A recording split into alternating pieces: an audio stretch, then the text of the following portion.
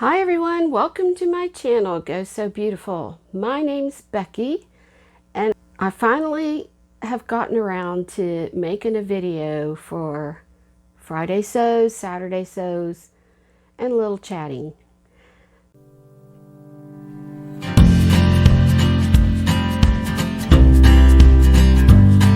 Thanks to Jen from Today in Jen's Sewing Room for creating this hashtag of hashtag Friday Sews, where lots of sewing YouTubers make videos once a week sharing their progress in the sewing room and things about a little bit about life. So if you're new to my channel, I appreciate you stopping by to check it out. If you've been watching, you know that I've been on a bit of a hiatus or slow production.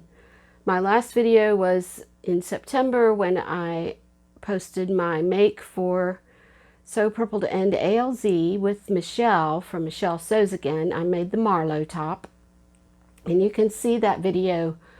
I'll post a link to the cards. But as I've mentioned in previous videos, I started a new job in August, and although it's part-time, it really has taken up more time and energy than I really ever imagined.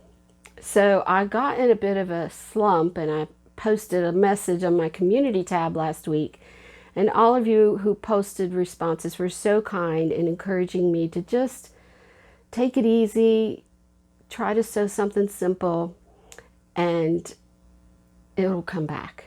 And that's exactly what I did. I found I have tons of fabric, although what was holding me up was I wanted to sew something to wear for fall, and I didn't feel like I had any fall colors. But I had something that I had lots of fabric to sew with, so I finally decided to make this laundry day tee from Love Notions. Here's the pattern. This is a T&T for me. It's so easy to make. It's a free pattern, or at least it was free, on the Love Notions website, and you can make a short top, a tunic. You can make it with or without sleeves and different sleeve lengths, and you can add a V-neck or a round neck, scoop neck, and you can also add a cowl neck. So I pulled this green fabric out, which I bought from JOann's back in the summer, I think. It's a double brushed poly, and it's kind of got like a marble print to it. I'll stand up or I'll insert a video of me modeling it, but it was easy to make. I cut it out and made it up in one day and wore it the next, and I just felt so much better about my sewing. So after that, I decided, well, I do in fact want some more fall colors, but I didn't feel like going to JOann, so I did a little online shopping. My first stop was fabric.com, and I ordered this beautiful Robert Kaufman cotton knit in a beautiful red medallion print. And then they announced that they were closing. What? Fabric.com is going out of business? Well, not exactly. I got a letter from them in their, I guess they send it out every Friday. It's fabric.com business. And they said that Amazon was closing fabric.com, but that we could still order fabric through Amazon, and I believe it's called Amazon Fabric. Anyway, it took a little bit longer for me to get the fabric that I ordered than was initially expected, and when I got it, I only got 1 yard when I had ordered 3 yards, because I can do a lot with 1 yard, but I think I wanted to make a dress or something.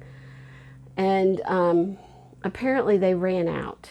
So, and I'm thankful that I didn't order more pieces because I really didn't find quite what I wanted. And I have a feeling it's because maybe they were low on stock or whatever because they were going out of business. Anyway, I wanted some more knit fabrics in fall colors. I know that in one of my videos I said you can wear any color you want any time of the year, but I have found myself wanting darker earth tone fall colors like magenta and red and orange and brown and yellow and gold and ochre and green. All of those things that when you look outside and see the leaves turning, if you live in a climate where it is now autumn, I wanted those colors. So I went to Girl Charlie and ordered 4 pieces of fabric, which are supposed to be coming today. I will share those next week in a video. And then I also I went to Blackbird Fabrics because they had a fall sale. You get 20% off. And I just thought, I'm just going to look and see what they have. You know how you do. And they had this really pretty plaid fabric on sale. I think somebody's about to come in. Hang on. Okay, my husband just got back from the store with the dog. So anyway, what was I saying?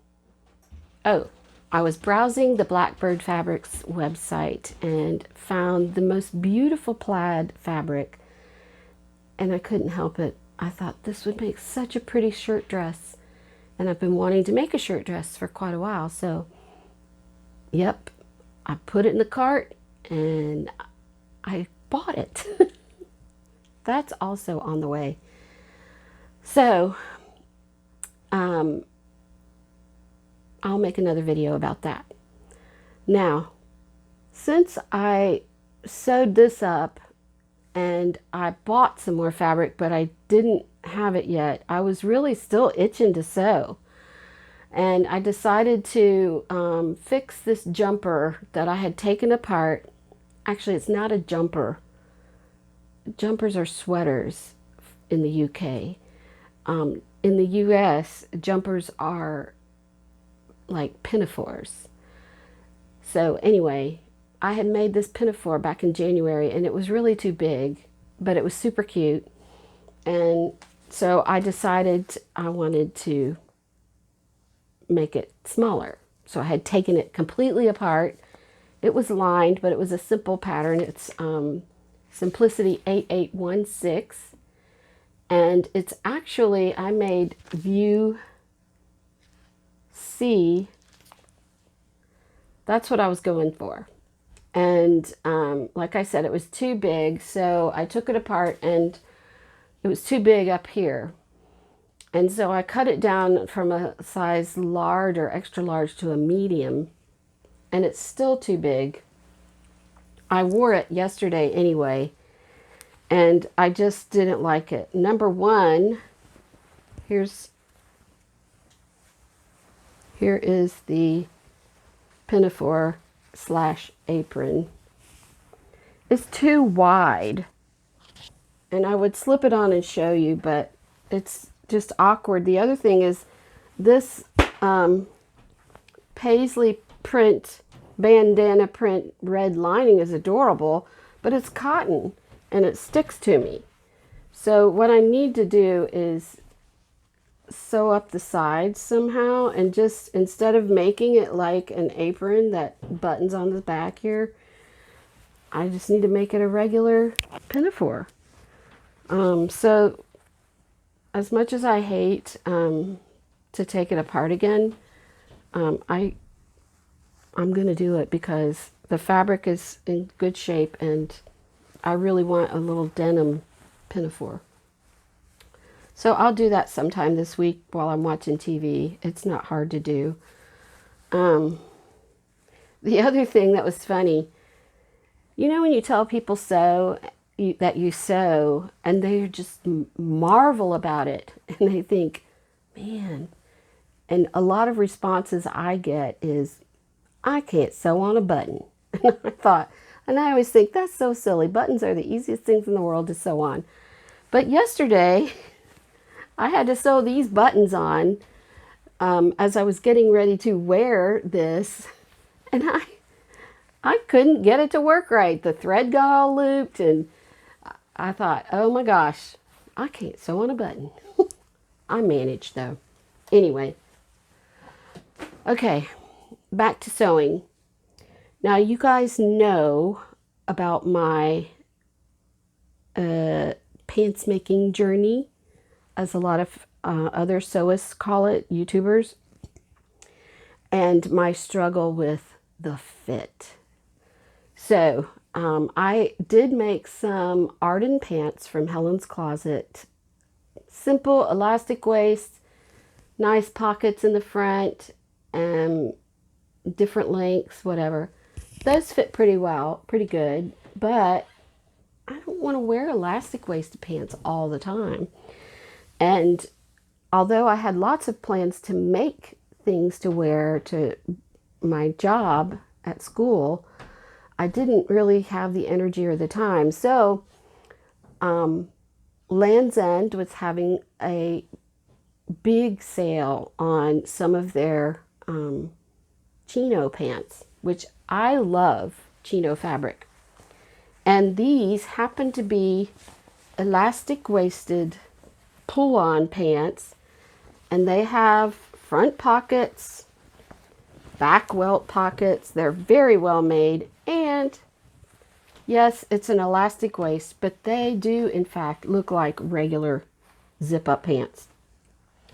So I first ordered about 3 pairs of these, including this one, and surprise of all surprises, they fit fairly well. Now, the thing is, they're a little bit hard to get up over my bottom. I don't know if they would be over everyone else's, but I can get them on, and after wearing them, they were okay. The thing is, as usual, it was a little long in the front, the crotch length, and a little short in the back. But I noticed if I pulled them up a little higher, above what I consider my waistline, my natural waistline, they seem to fit very well. Although they were a little bit big in the waist. And as I wore them throughout the day, they seemed to kind of grow a little bit, to the point where I found myself pulling them up pretty frequently. This fabric is, I think it's 97% cotton and elastane. Let's see, 98% cotton and 2% spandex. So, tiny bit of stretch, elastic waistband, fits pretty good with the exception, and it even has a faux fly in the front, with the exception of being a little bit too long in the front and a little too short in the back. So I think to myself, well, I could use these to make my own pants. They're very much like the Love Notions duet trousers, with the exception of the pants pockets on the back. Well, I don't use these that much, so I can live without them. But definitely the front pockets I would love to have. The other thing is, the Love Notions pants have a contoured waistband and have a zipper on the side, which if these pants had a zipper on the side, I would buy 10 pairs of them, because they're very well made, the fabric is awesome, and they look good on me. Now, the other option, of course, is I'm thinking maybe I could just put a zipper in these. But then I think about all of this stitching that I have to take out, which I am, you guys know I don't mind taking stitching out, but these are ready to wear, and they're pretty well made. The elastic is stitched down. There's a lot of overlock stitching, which I don't like taking that out. There's top stitching on the sides. So I don't know. I'm going to have to be pretty motivated to take these apart and put a zipper in them. I think I'd rather just make a whole nother pair. But I do like these. And I bought, they're described as mid-rise. So mid-rise, it's not high-waisted. I would think I should look at the description and see what mid-rise actually means. Anyway, I bought 4 other pairs. I sent 2 of them back. One because it was a plaid fabric and I didn't like it. And then the other it was a simple pair of black pants, but they didn't fit like the others. And I had paid those weren't on sale. So I sent those back. But these were like $19.99 and I got free shipping. So, and I was pretty desperate for some decent pants. So, like I said, I can use them as a pattern, measuring the crotch length and actually the crotch curve, because the length is, like I said, not quite right. All right, I've yammered on enough, but I do want to talk about one other thing. As far as losing my sojo goes, when I was making this top, I noticed that my serger tension was a little bit off, and I changed thread and I changed the tension and it still seems a bit off. I have this Burnett B64 airlock, which I got last November. I love the airlock. It sews usually pretty well, pretty good, except with the exception of now. I'm thinking maybe it needs to be serviced, but it is noisy. Oh my gosh, it sounds like a freight train. My dad even commented on it when I was home sewing. I had brought it home when I visited him. So I called the sewing machine center and said, hey, can you service this? They told me yes. And I said, well, you know, it's really noisy. I'm thinking about maybe trading it in. And they were like, oh, now's a good time because we've got lots of bundle specials going on. So then I started thinking, maybe I'll try out a new machine. Well, as I was also, I put that in the back on the back burner. But when I was sewing this denim jumper, Pinafore, I was using this lovely Sapphire 850, which I bought secondhand. And it has so many features that I love. Automatic up-down on the presser foot. It's got a fixed stitch. It's got a million decorative stitches, which I may or may not ever use, but I think it does some embroidery. And it makes beautiful buttonholes. Really nice buttonholes. You don't have to, all you have to do is put the little programming foot on it and it sews great. However, I put a walking foot on it and sometimes it gets stuck and I don't know why. But I was kind of thinking, I don't know how much, I like all those other things, but I really don't like the way it stitches. Sort of. Anyway, that got me thinking maybe I should get a new sewing machine too. And my husband said, maybe we should wait until Black Friday. And I said, well, so anyway, I started looking at other sewing machines, and I think I got this from my aunt because my mom, she sewed with the same sewing machine until they like cars, until it wouldn't sew anymore. And I think she only had like maybe 2 new sewing machines in her whole life. But my aunt, her twin sister, had 5 or 6 sewing machines. She was always getting something new. Whichever one had like some of the newest features. And I forget what brands. I think she liked one that was a brand called New Home. I think that may have been like a Janome brand. or something similar to that. I forget what it was called. Anyway, I think I got the desire for more sewing machines from my aunt, and I don't know if I'm going to get a new one or not, but I'm looking. Last but not least, I am going to rearrange my sewing room. It's I know I remodeled it not long ago, but things are not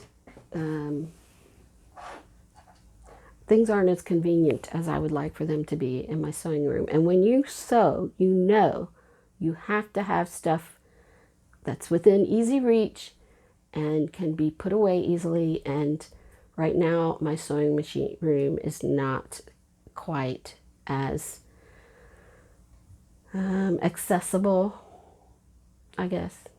Anyway, I'm gonna quit here because I've been yammering on for too long, and I don't like to edit these kinds of videos. But let me just say, I am so happy to be back in my sewing room, back on YouTube, and hopefully we'll be able to share more. And if you have any comments, let me know what your thoughts are, and come hang out with me next week. If you like this video, please give it a thumbs up and hit that notification bell and consider subscribing. I did that backwards.